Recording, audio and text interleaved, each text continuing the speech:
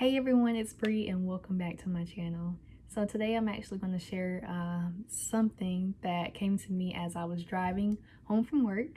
When I tell you that I literally spent 30 minutes straight, like nonstop, talking to God, it was amazing. But then I realized, I needed to stop talking and allow Him to actually speak to me. And this is what came to me. It's titled Faith of a Mustard Seed. And if we go to Matthew 17:20, which I'm reading it from the King James Version, it says, "And Jesus said unto them, because of your unbelief, for verily I say unto you, if ye have faith as a grain of a mustard seed, ye shall say unto this mountain, remove hence to yonder place, and it shall remove, and nothing shall be impossible unto you." So basically saying that all you need is the faith the size of a mustard seed to move mountains. So going back to what I had, and what I was hearing was, what are you doing with your seed? And this turned into a literal a literal type of conversation, because then it was like, okay, you have this seed, do you know what to do with it? And when we think about other seeds, like for vegetables, plants, flowers, things like that, think of those actual seeds. We can't produce those vegetables, we can't produce those plants without actually putting forth the work. You think about it. You can't just plant the seed in the ground one day, walk away, and never come back to it, never water it, never check on it to make sure that it's growing straight up and not growing wild or overcrowding and things like that. You have to actually put in the work to produce, the outcome. So, and then the steps of planting, we think about the steps of planting the seed. We actually have to plant the seed, put it in the ground. And we think about with our faith, are we planting that seed? Are we planting that faith? Are we standing firm, feet planted, standing firm on our faith? The next thing is, like I said before, you have to water the seed. Watering the seed. And then after you water the seed, you have to have patience and wait for the right timing. So when we think about watering the seed, we're nourishing the seed. We're giving it nourishment so that it can grow. So are we doing the same thing with our faith? Are we focusing on growing our faith? And then that's going to be continuously. We don't do it in the beginning and then stop. You don't water the seed for 1 week and stop watering it. Right? Right? You think about you planting that flower, planting those vegetables. You don't water it for 1 week and stop. You have to continuously nourish it, continuously push toward that growth.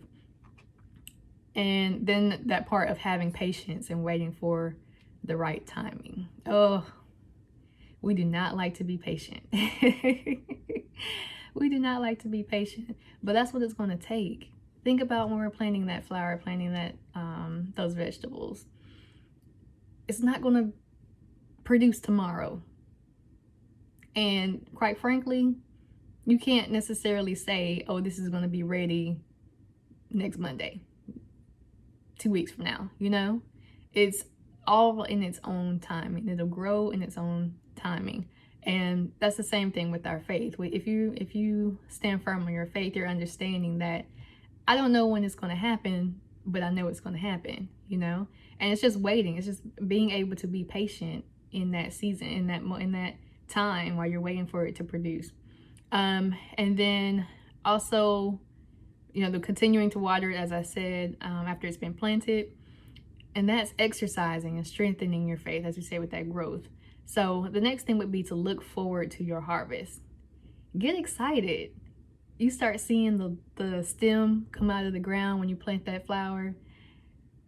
Get excited for what's coming. As far as your faith, get excited for what's coming. Trust and believe that, this is going to be amazing. Like, I don't know when it's going to happen, but it's going to be amazing. I know God is about to move. He's about to do awesome things. Get excited. Get excited for your blessing. Get excited for your miracle. Get excited for what's on the other side of today. Get excited. So then, you think about, then the next step would be to admire the outcome and think, I can do this again. So once you actually grow this beautiful watermelon or this beautiful flower, whatever it may be, you're able to take a step back and say, wow, look at this. If I could do this, I'm pretty sure I could do it again. I'm pretty sure this is not a one-time thing. I'm pretty sure I can do it again. And now looking back at our faith, when we're able to hold on to our faith in one situation, one given situation, we can take a step back and say, hey, you know what? Back then I was able to keep the faith, and look where it got me. Look what the outcome was.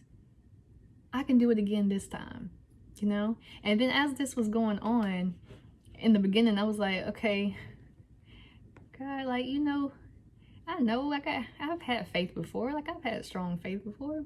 But he was telling me, okay, because when I was talking to him, I was stressed. I was crying periodically. You know, this was 30 minutes of talking. Periodically, I was crying and talking to him, just stressed. And then he was telling me, okay, yeah, you had it then, but what about now? For even the small things, like the small things that are happening now, are you still holding on to that faith? Are you still having that same faith? So that's that, admiring that outcome and thinking, you know, I can do this again. And then the next thing, you know how we plant our flowers in the yard, and then we have like our neighbors come by and say, oh, those are nice, those are pretty, you know, how long did it take to grow and all that stuff. Just asking questions, admiring, you know, the flowers and things like that. And then they're saying, oh, you know, those were, you know, just seeds like 2 weeks ago, and now they're these wonderful things. And if we think about our own situations where we may have people come up to us and say, you know, I remember you were crying in my room the other day, and you just were giving up, you were hopeless, and you were doing this and you were doing that just, you know, the other day and whatnot. But a lot can happen in 2 weeks, a week, a month, when we plant our seed and we nourish it, continuously nourish it. We plant our seed, we stand firm, feet on the ground, stand firm, and plant our seed and nourish it. And then with them admiring the results, they will begin to be encouraged as well.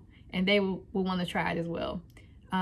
They'll think, this is amazing, I think I'll try it. So then that final step is to be the example. Walk in your faith well enough that others can see that glow and wonder, what did she do, or how did he do it? Yeah. So there you have it. That is what came to me after I spent that time with God, and this was just amazing. I mean, he was speaking to me, and I was like, this needs to be shared. So just think about, when you think about, you know, having the faith of a mustard seed, which is just the itty bittiest amount of faith. We're wanting to expand. We're wanting to grow that faith. The first thing that we need to do is plant that seed, water it, nourish it, you know, exercise that faith, strengthen that faith, grow that faith, and get excited. Look forward to the harvest. Get excited.